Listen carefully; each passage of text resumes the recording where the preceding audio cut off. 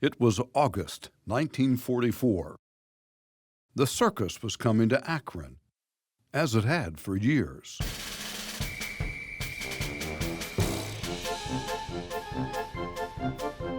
The Ringling Brothers Barnum and Bailey show was going to be in town for 3 days of highly anticipated performances. Clowns, high flyers, elephants, lions, tigers, oh my. But this year would be different.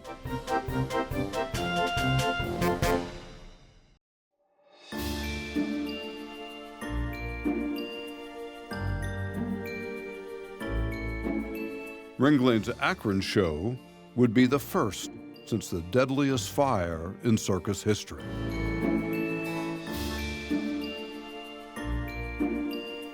Just a month earlier, on July 6th in Hartford, Connecticut, more than 160 people died in a horrible fire that engulfed the Big Top during an afternoon performance.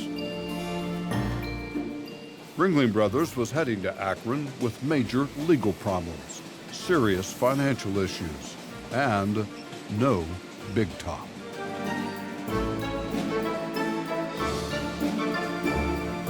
How could it ever pay off the millions of dollars in lawsuits that were being filed daily? Could it be forced out of business completely? An Akron newspaper editor had dubbed the restarted tour the Blue Heavens Circuit. He had no idea how far from the truth that nickname would be.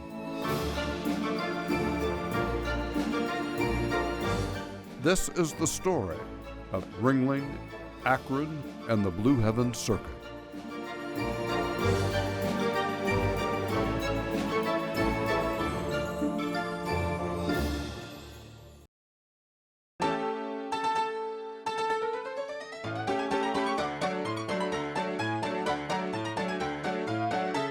Ringling Brothers Barnum and Bailey was the circus.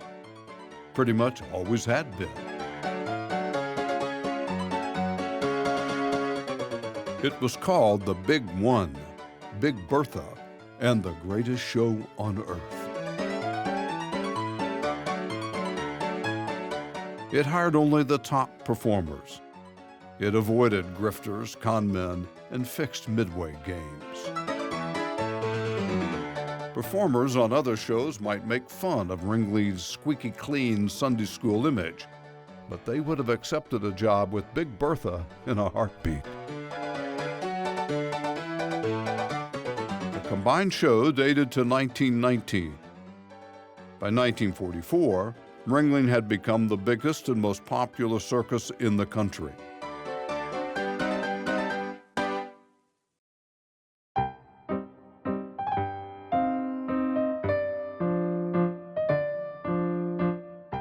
During the Second World War, Ringling and other circuses were struggling, as was everyone. It was hard to get gasoline, steel, rubber, rope, just about every item a circus needed to operate. Ringling Brothers still traveled by train during the war, but only with strict government regulation and supervision. Military trains always took precedence on the nation's railways. The Ringling show often was forced to arrive late or even miss a few shows. And it was getting more difficult to find able-bodied men to do the multiple hard chores required in running a large circus. The big show had had other problems in the 40s as well. In August 1942, during a stay in Cleveland, a devastating fire had destroyed the tent housing the menagerie animals. 45 animals died in the fire or had to be destroyed to end their suffering. Many others were injured.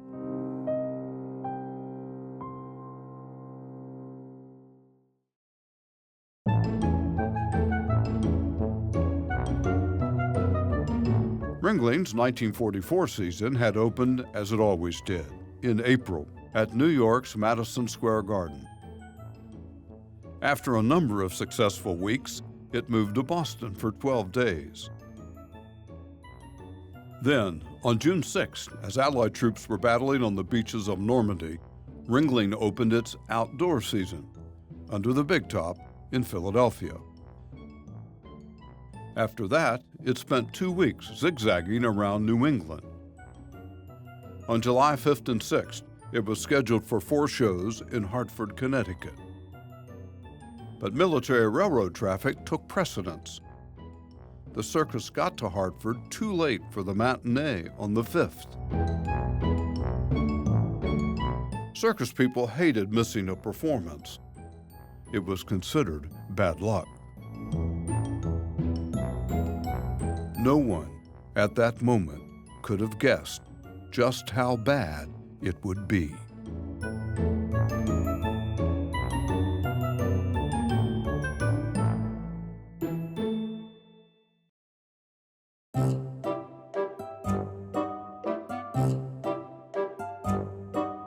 Hartford was ready for the circus and the escape from reality it promised.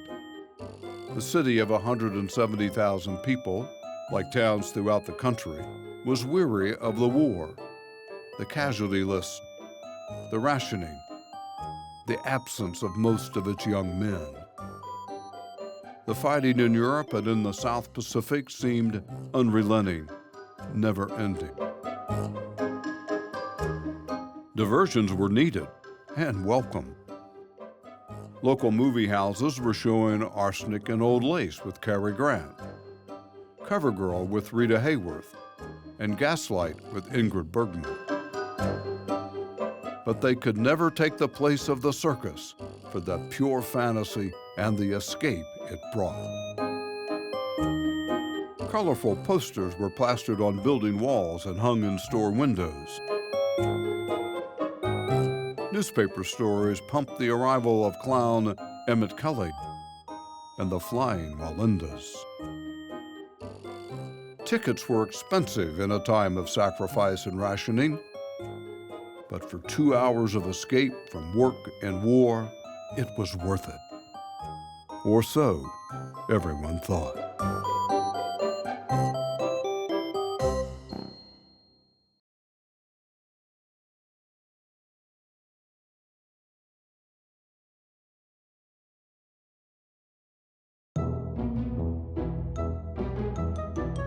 The Ringling Big Top held just under 10,000 people.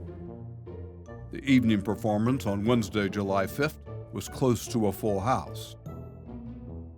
Newspapers reported an exciting and colorful show. The matinee on Thursday the 6th was attended primarily by women, children, and grandparents. Most of Hartford's young men were either serving in the military or working in one of the war factories. Estimates of attendance vary at that afternoon show, but most agree it was somewhere around 7,000 customers. The show was supposed to start at 2:15 p.m., but it was running a little late. At 2:23, everyone rose to sing the national anthem. The first act, in the center ring, was a short warm-up skit, a wild animal parody. Then came the big guns. First up, wild animal trainers in 2 rings. Lions, tigers, and bears stared and growled at each other as the trainers put them through their paces.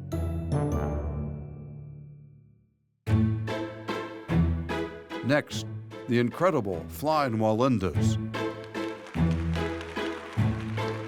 High overhead, spotlight shining, they were just starting their thrilling high-wire act when someone shouted, "Fire!"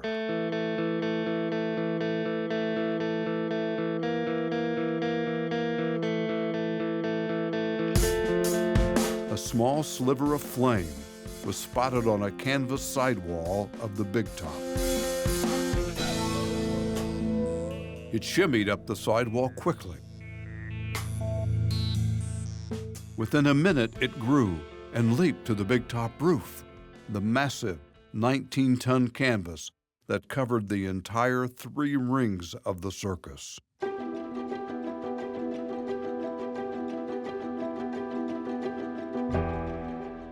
The big top roof was waterproof, not fireproof.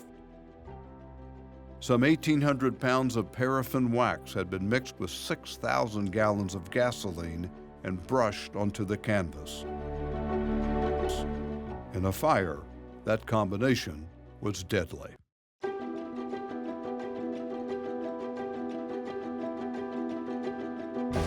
In less than 10 minutes after the fire reached the massive canvas roof, the big top was destroyed, consumed by a voracious inferno.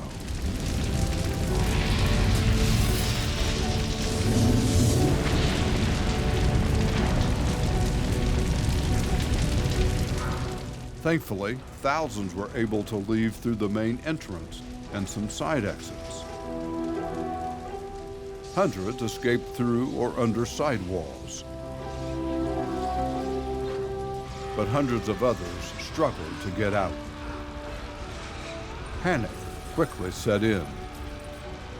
Scores could not escape. It was chaos. It was a stampede. It was a disaster.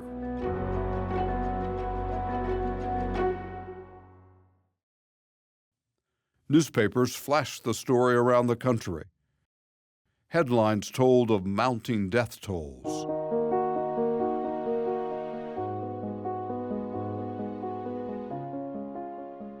Experts still disagree on the final total, but at least 167 people died in or as a result of the fire. Of that number, 67 were children. About 70% of the dead and injured were women. Almost 500 people reported injuries. Scores of others treated cuts, burns, or broken bones on their own. Ringling's big top, bleachers, and most of its equipment destroyed. It had started out as a day for mothers and children, grandmothers and grandfathers, to enjoy a day of escape at the circus. It had ended up as a day from hell, the deadliest fire in circus history.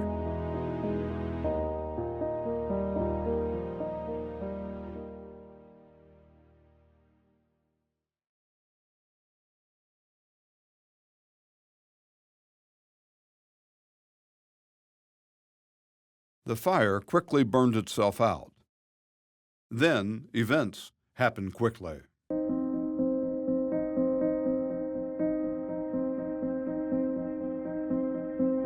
By 3 p.m., the first victims were reaching area hospitals.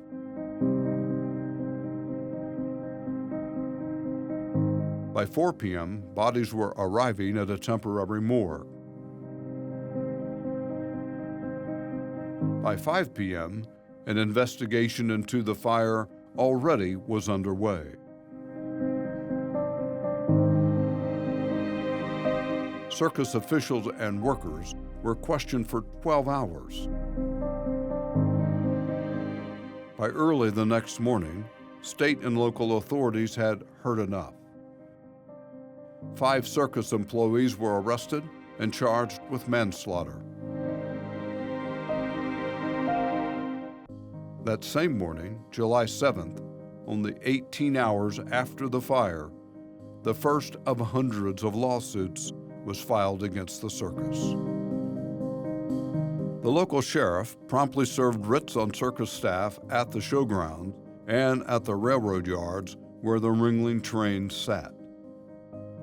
No circus property could be moved. No circus officers, crew, or performers could leave the area. Hundreds of circus animals had to be given temporary homes in nearby fields and backyards. Over the next few days, more investigations got underway, and more suits were filed. Speculation was rampant that the Ringling Brothers Circus was in serious financial and legal trouble. Many thought it might be months before it could be back on the road. Some thought, in fact, it might be finished.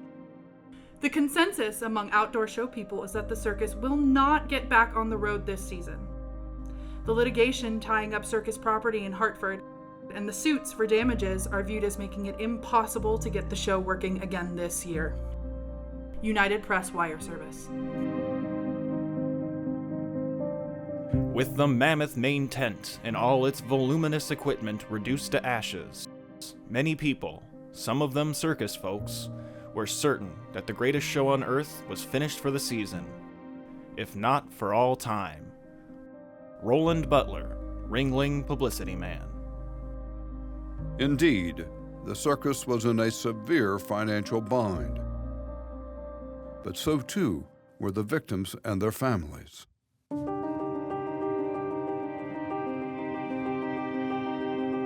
Ringling had postponed or canceled future performances for the year. There was no money coming in. The entire show was stranded in Hartford.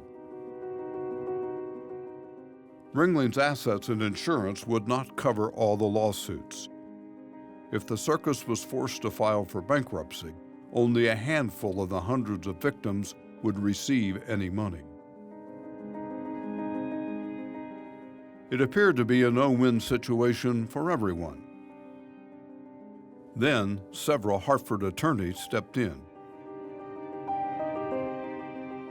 They had devised a complex receivership plan that would keep the circus in business and ensure that all victims would receive financial awards.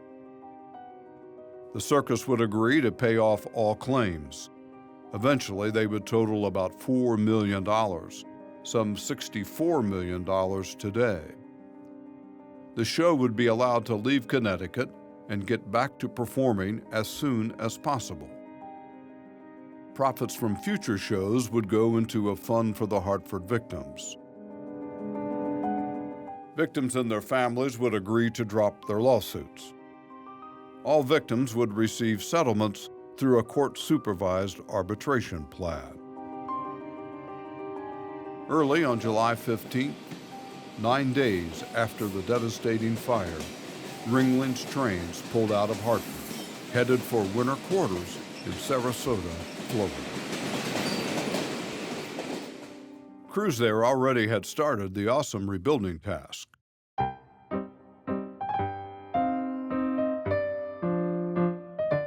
Equipment, props, apparatus. Almost everything had to be repaired or recreated. Some animals had been inactive so long, they needed crash retraining programs. Top circus officials, meanwhile, were wrestling with basic issues. How soon can we get back on the road? How do we perform without a big top? When and where do we start the comeback tour? The first decision had largely been made by the legal agreement. The Ringling show would go back on the road as soon as possible. It was just a matter of how quickly equipment could be replaced and how rapidly new venues could be found and rented. It might take weeks, it might take months. That led to the second decision. Without a big top, the circus was left with two choices as to where to perform. It could seek out large indoor arenas or armories. Those, however, might be available only in larger cities and might already be booked. Or it could consider outdoor stadiums, baseball parks, and fairgrounds. Those tended to be more plentiful around the country. Either way, it would be a dramatic change from the big top. Ringling chose the outdoor option. The next question, where to restart the 1944 tour, was more difficult.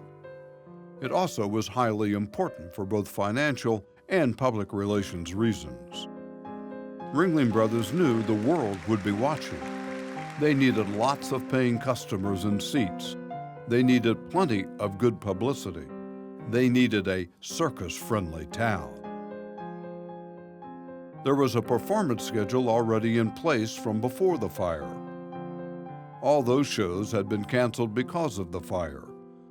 Springfield, Massachusetts, Syracuse and Buffalo, New York, Detroit, Chicago, Akron.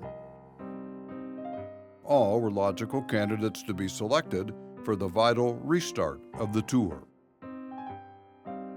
Where would the Ringling Circus go first? The answer came quickly, and somewhat surprisingly. It would start in the rubber capital of the world.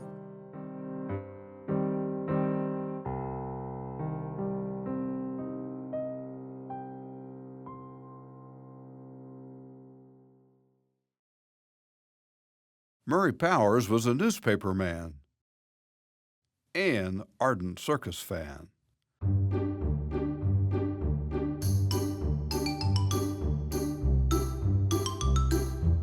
In 1944, he was the Sunday editor of the Akron Beacon Journal.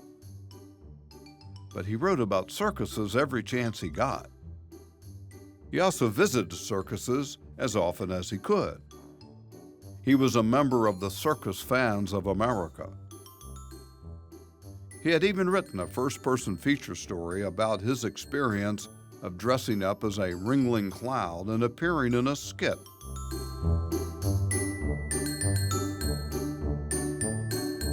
When Ringling Brothers announced it would perform only under open skies, competitors had derided it as the topless show. Powers gave it a much kinder nickname, the Blue Heaven Circuit. And it stuck. Other newspapers and wire services picked it up. So did Billboard magazine, the Bible of show business back then. The idea, of course, was that without a big top, the circus would be performing under the sun or stars. So why did the circus choose Akron sun and stars? There were several possible reasons. Akron was definitely a circus-friendly town. It had been a regular stop on Ringling's tours as far back as 1900. Attendance was always good. Akron's business leaders and prominent families had hosted circus officials and performers at posh outings whenever they were in the area. The influential Circus Fans of America had active chapters in Northeast Ohio. The national president was from Akron. But probably most important of all, Akron had a large and available municipal stadium, the Rubber Bowl. Two other Ohio cities considered for the restart, Cincinnati and Columbus, couldn't promise such a venue, or at least one that was available. It apparently was enough to persuade Ringling officials. On July 19th, one day after the big show got back to Sarasota, Akron already was in Ringling's sights. A circus official contacted Akron's service director and asked about the municipal stadium. Was it available? How much would it cost for a 3-day stand? The Ringling official was assured that they could work out a satisfactory arrangement. Charlie Burns was the very proactive manager of the Rubber Bowl. Shortly after the Hartford fire, he had written to Robert Ringling, president of the circus, expressing his condolences and suggesting that, if the circus ever got started again, Akron Stadium might be a good place to launch the new tour. A few days later, Ringling called Burns. The circus was indeed going back on the road in 1944, and it would like to start at the Rubber Bowl. As for when, how about soon? Circus crews in Florida had done an outstanding job of repairing, rebuilding, or replacing equipment. Ringling and Burns agreed on August 4th, 5th, and 6th. Remarkably, that was barely a month after the fire. Rent would be $1,500 a day. A few days later, Ringling Brothers formally announced it would start its comeback tour in Akron, followed by visits to Detroit, Chicago, and other cities in the Midwest and South. But its new tentless format would be tried out first in Akron.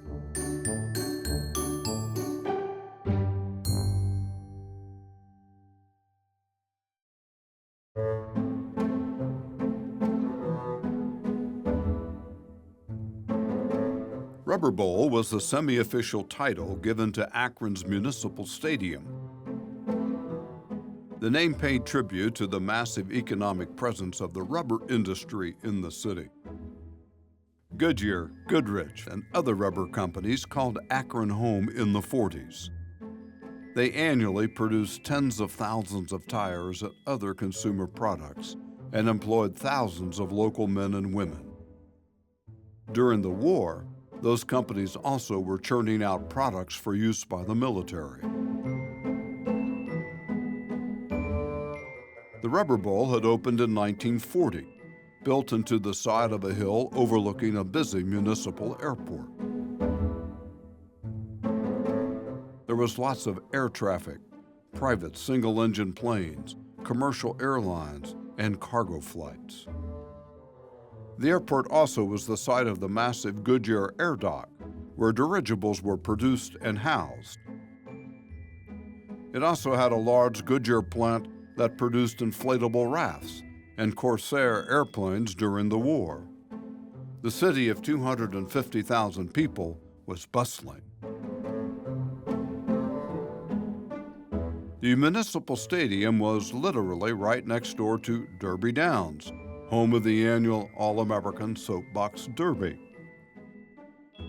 The multi-purpose Rubber Bowl seated more than 35,000 people. In the 1940s, it hosted high school and college football games, the Harry James Orchestra, mini auto races, religious services, and horse shows. There was an ice volley show, even a performance of Verdi's opera, Aida.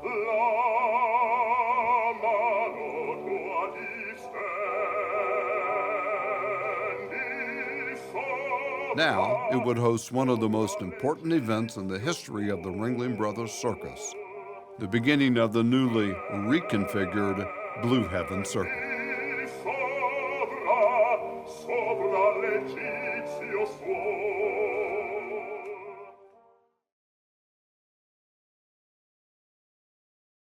On Wednesday, August 2nd, Ringling trains hauled into South Akron on the Pennsylvania tracks near the Firestone plant.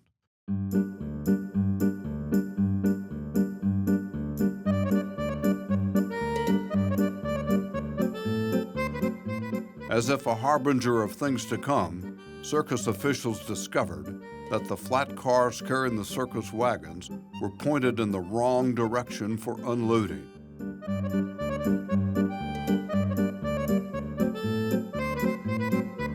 The train had to travel another 15 miles north to the Hudson Yard to get the trains turned around before heading back to Akron.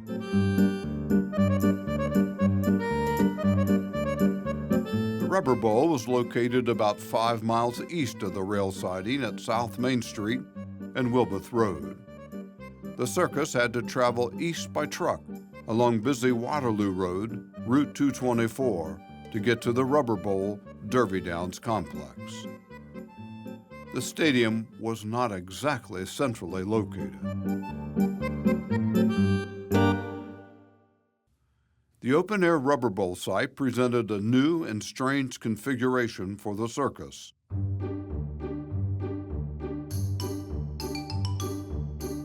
On Wednesday afternoon, 3 rings and 2 stages were installed inside the stadium. Poles for high wire acts stretched high into the air.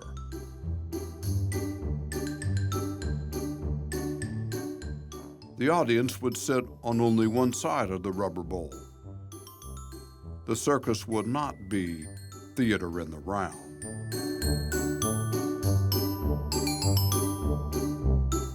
Almost all seating was uncomfortable permanent wood benches with no backs. Limited premium seating with metal folding chairs was available down front. Everything not related to performing was set up outside the stadium in as organized a fashion as circumstances would allow. The ticket booth would be a busy place, with parents and grandparents buying tickets for youngsters. Off to the left were sideshows and barkers, with sword swallowers, snake charmers, and assorted human oddities. You could buy hot dogs, candy, or a soft drink nearby.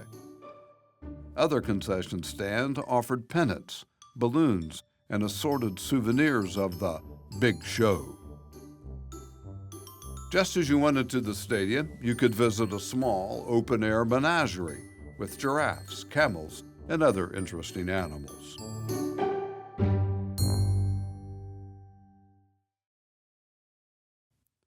Akron had been experiencing a hot spell.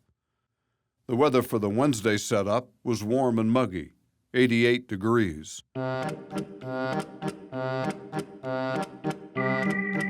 Hundreds of perspiring Akron residents pushed against a fence to watch the operation.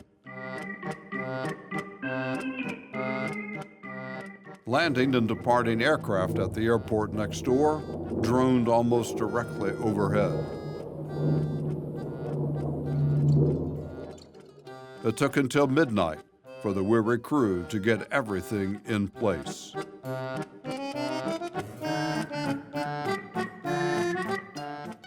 The next day, Thursday, the 3rd, was too warm again. The thermometer hit 95. Robert Ringling put performers through 2 full-length rehearsals, one during the day and one under the stars. It was informal. Some performers wore costumes, most opted not to. Women were in shorts and bathing suits, men in slacks and t-shirts. Some clowns wore makeup, others didn't. The second rehearsal did not end until midnight again. It had been another long, hot, stressful day. Without a big top, the noise from the airplanes was loud, distracting, and continuous. Without a big top, the band's music tended to evaporate into the atmosphere.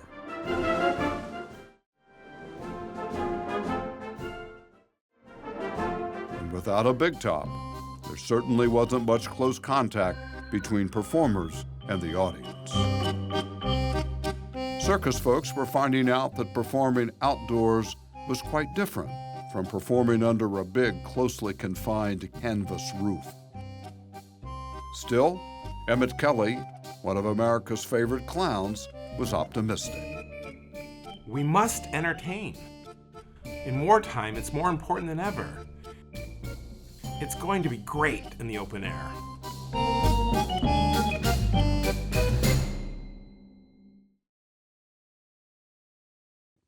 Emmett Kelly was a fabulous clown. He was a poor prognosticator.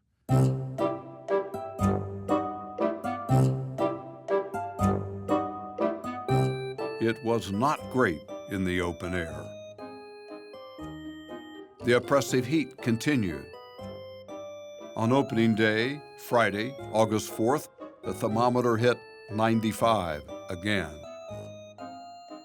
It was humid. Rain was in the forecast. The sun beat down on the stadium floor and the open-air seats. In a 35,000-seat stadium, the first matinee drew barely 2,000 souls. Some folks said the number was even lower. The show, according to reports, though, was wonderful. Clowns cavorted, horses pranced, aerialists performed at heights not possible before. There was no big top roof to confine them. Evening attendance on Friday was better. More than 4,000 people bought tickets and enjoyed the Wallendas at night. But the rain that had threatened the matinee finally showed up. Downpour stopped the performance twice. Performers ran inside the rubber bowl. Customers huddled under cardboard or soggy programs. The weather pattern for the Akron performance was set. Saturday matinee customers, again, were drenched by downpours. The stadium had good drainage, but the field and track still grew soggy. Puddles of water splattered performers' shoes and costumes. The temperature shot into the 90s once more. Saturday night's performance had more customers and another threat of rain. Robert Ringling told reporters, only half-jokingly, that he would follow baseball rules. If the circus hadn't completed half its 22 acts before the rains came, he would issue rain checks. By Sunday, the final day of the Akron stop, the temperature had dropped to 86, and the rain was largely gone. Some 10,000 Akronites turned out for the last two shows. Still, overall turnout was disappointing, even though newspapers reported that the circus's performances in the open air were polished, colorful, and exciting. Indeed, there were some folks who thought the outdoor performances were just as good as those under the big top. The performances were amazingly effective in the new setup. The night lighting effects were even more striking, and much of the performance was even more appealing than under the conventional big top. Tom Gregory, president of the Circus Fans of America.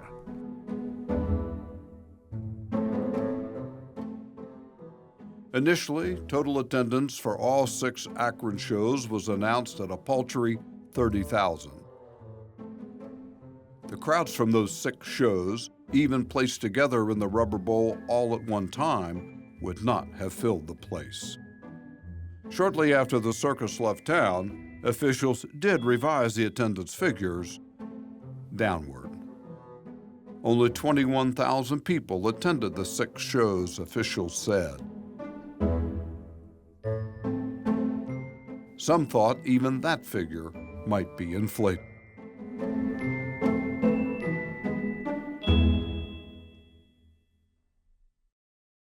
The big show staged a magnificent comeback. It gave colorful proof that it was still very much in business.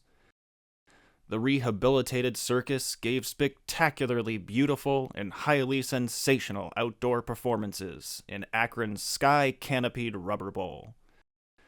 Roland Butler, Ringling Publicity Man.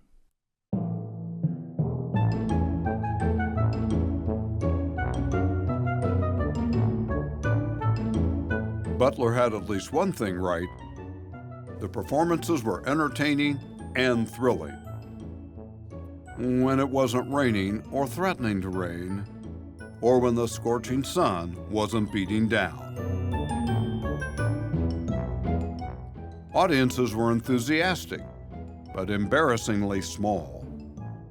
2,000 or 3,000 customers would be a poor turnout in a 9,000-seat big top. In a large outdoor stadium, it was woeful. One news report even suggested the 3-day engagement lost $25,000. There were just so many things working against the circus in Akron. Things that would be repeated in many of the cities on the comeback tour.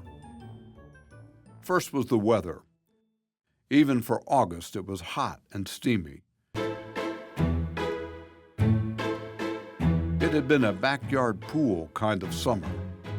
Temperatures were in the 90s almost the entire time the circus was in Akron and the upper Midwest. For matinees, the sun beat down without mercy. There was no shade at the Rubber Bowl. And when the sun wasn't wilting everyone, rain was soaking them. Day or night didn't matter.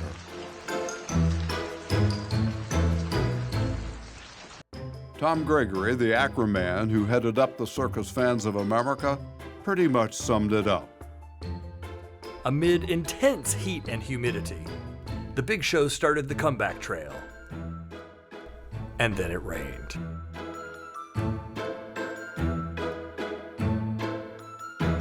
Second, while the open-air stadium seemed to be an ideal environment for a circus performance, it wasn't. Planes taking off and landing at the airport next door were distracting at a minimum. The roars of their engines fought voice and music. They set animals to howling and roaring. Third, the Rubber Bowl was not centrally located. It was 7 miles from downtown Akron. Public buses ran near the stadium, but factory workers at the Goodyear air dock already packed them, going to and from their jobs. Mix in the gas rationing in place during the war, and transportation to the Rubber Bowl was not one of the strong points during the appearance. Finally, Akron and much of the Midwest were in the middle of a polio outbreak. Health departments were advising parents to keep their children away from crowds, and that included circuses.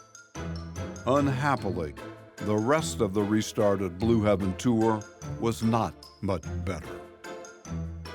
After the Ringling trains pulled out of Akron, the big show set up for 13 days at the University of Detroit's football stadium. Weather that was too hot and too wet repeated itself in the Motor City. The circus had one sellout performance at the 25,000-seat stadium, but only 3,500 people showed up the next night. From Detroit, the show headed to Chicago for a long run at the huge Soldier Field. One evening, with threatening weather, only 1,400 customers showed up. Raincoats and skimpy crowds, again, were too common. As in Akron and Detroit, some crowds were bigger than others, depending on the weather. Still, after a month on the restarted tour, Ringling officials were having second thoughts. Dan Judge, one of Ringling's lawyers, was blunt in his assessment. We started out under adverse circumstances. We had terrifically high temperatures. When we came to Chicago, we felt it was hopeless. We were losing money. People weren't coming to the show. We felt we should just fold it up and send it back to Sarasota. But they resisted that temptation. They were determined to stay on the road until November to make as much money as they could to pay off claims. The circus slogged on through open-air stadiums and ballparks in Indiana, Wisconsin, Iowa, Missouri, Texas, and Louisiana. Some stops were better than others. Weather improved, crowds got larger. But overall, it was a disappointing tour.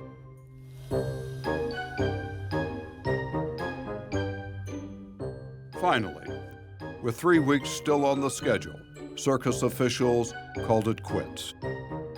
In early October, Ringling wrapped up the Blue Heaven tour in a rainy and muddy Pelican Stadium in New Orleans. The show had been on the comeback road for 9 weeks. After expenses, the circus has actually turned a profit, but only $100,000. which was promptly earmarked for the Victims Fund in Hartford. Murray Powers summed it up. The tentless stadium route was a brave and grand idea. The show had to get back on the road. It had to keep its personnel, keep its name, and try to make as much money as possible to meet the huge losses. Unfortunately, the Blue Heaven Circuit Tour was not successful.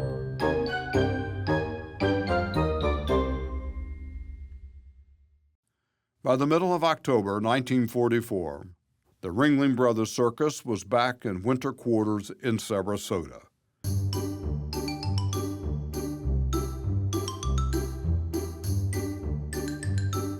After the dreary season, everyone's eyes already were squarely on spring, still 6 months away, and the 1945 tour. The 44 season had been exhausting and stressful.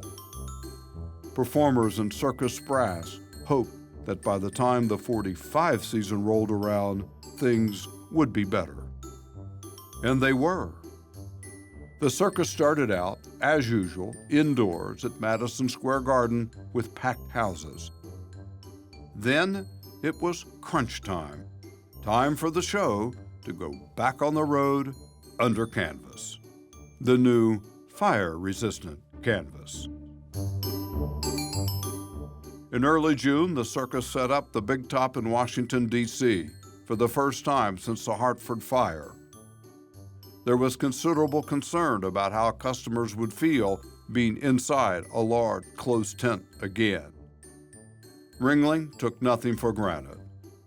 The circus invited General George C. Marshall, Victoria's Chief of Staff in the European Theater, to be its guest of honor. As World War II was winding down, Marshall was highly respected and popular. He was a future U.S. Secretary of State and Nobel Prize winner. Marshall showed up at the Big Top in full dress uniform with his 3-year-old grandson. If General Marshall was not afraid to bring his grandson to the show, it must be safe. At least, that was the message Ringling's front office was trying to send. And it worked. The circus had a highly successful 1945 season. Another large payment went to Hartford victims. It took the circus 6 years, but all 670 claims that eventually were filed were paid off. Those claims totaled just under $4 million, about $64 million today. 1945 was an important year across the board. In Hartford, victims were remembered on the first anniversary of the fire. 5 Ringling officials got ready to spend time in prison. They had been convicted of manslaughter and sentenced to 1 to 3 years. Most of the sentences were reduced on appeal. In cities across the country, stringent new laws were in place requiring circuses to use fire-retardant canvas and to provide escape routes. Ringling even installed movable metal staircases leading down from the top of the grandstands and out the back of the tent. Injured victims of the fire were still recovering. In April 1945, the last hospitalized child went home for good. Investigations into the fire wrapped up. They all found the circus at fault. None blamed the city of Hartford or its officials. None could pinpoint the cause of the fire. The circus did not appear in Hartford in 1945, and it would not for the next 30 years. The Hartford fire was the opening act in the demise of the large Big Top circus. The dramatic development of television in the early 1950s helped assure its passage. Ringling moved on from the fire, but attendance was down markedly over the next few years.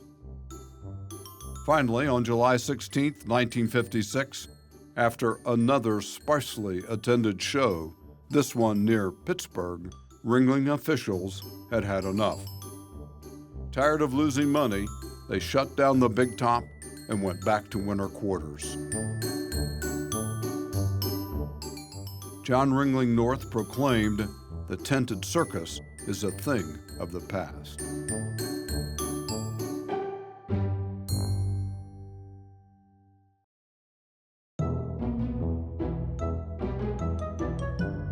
Ringling's closing came, interestingly, just 3 days after its last appearance under canvas in Akron.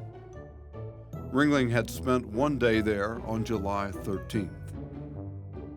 This time the circus set up not in, but near the Rubber Bowl, in a field on the grounds of the airport. That same airport that 12 years earlier had been one of the thorns in the side of the greatest show on earth. In 1956, though, the show was standing room only, literally. Some 10,000 customers packed the Big Top. Customers spilled out of the stands. Some acts didn't have room to perform. Elephants couldn't get into the tent.